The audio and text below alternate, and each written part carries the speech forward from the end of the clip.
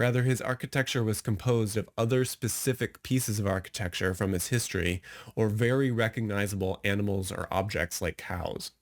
This can be considered a form of relative character because each has its own unique quirks and idiosyncrasies which are just as important, if not more important, than the broad abstract geometries that are underneath. So character was very important during a time and then evolved to become somewhat meaningless until the 1950s when it was banished entirely. Today, however, there are a number of architects, including me, that are exploring what its return might look like. In fact, we edited a journal on the subject that includes a number of contemporary architects who are thinking about the issue of bringing back character into the realm of architecture. These range from those that are reimagining those historical categories of character to ones that are inventing new ones. Practices like Bureau Spectacular started their architecture journey by creating comic books as a medium to discover new ways of designing buildings. The comic book can create a new world, complete with its own rules, where the architecture can live. Buildings might be asked to do new things in a comic book that they wouldn't normally be asked to do, leading to new approaches for design. While this might sound irrelevant at first, like why would I design a building for a world that doesn't exist, I liken it to the way that a lot of products that we use today evolved from applications originally developed for NASA. Like memory foam was developed to solve a very specific problem. But over time, we've been able to find new, original, unintended uses for this stuff, like ensuring I get a good night's sleep. So for Bureau Spectacular making comics, characters might be people that inhabit or explore the buildings that they design, reacting to or animating them. This might lead to new approaches or ways of thinking about how people occupy buildings. Or the characters might be the buildings themselves, with thoughts expressed through their shape or their posture or through talk bubbles. Of course, none of this is completely new or unique. Practices like archigram made comics where buildings walked around. It's also not so explicit how firms are maybe exploring the idea of character. Moss Architects, for instance, recently talked about a house that they designed in our building in St. Louis called the Brick House. Here they talked about the importance in their office for the building to almost look like a face. Some people might not see it, but for the architects, this extremely ambiguous Easter egg is important to their process. Even the word facade translates to face in the French language, so the idea that we approach buildings like we do characters shouldn't seem so far-fetched.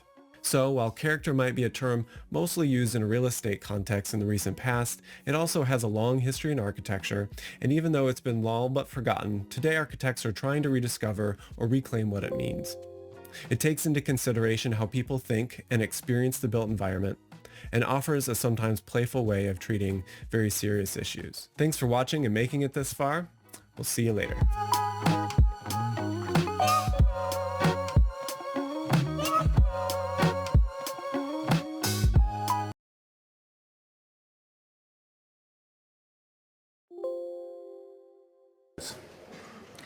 Okay, I'm Jeffrey Kipnis. This is Architecture 200, which is basically a class about why architects would want to build crazy buildings.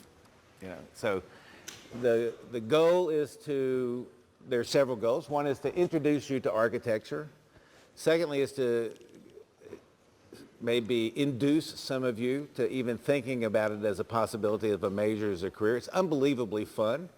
A lot of money, a lot of parties, a lot of travel, no work. You don't actually have to really know anything. That's the best thing about it, as you'll see. You don't even, it's not like if you want to be a rock and roll, but you even have to know how to play the guitar. You don't actually have to know how to do anything in architecture. So it's a particularly good major, and I encourage you to consider it. But if not, I just want you to I want to do two things. When you see a bunch of strange buildings and you think, why the heck would anybody, I'm sorry, it's 200. I have to lower my intimacy level. Why would anybody do that? Maybe like the Wexner Center. I want you to, it's not about talking you into liking it, but it's about at least getting you to think about why they would do it. Give it a chance.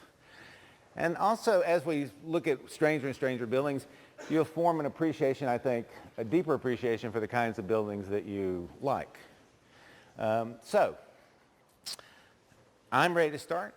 The structure of the course is going to like this. Every Tuesday, I'm going to come in, I'm going to give a 1-hour lecture.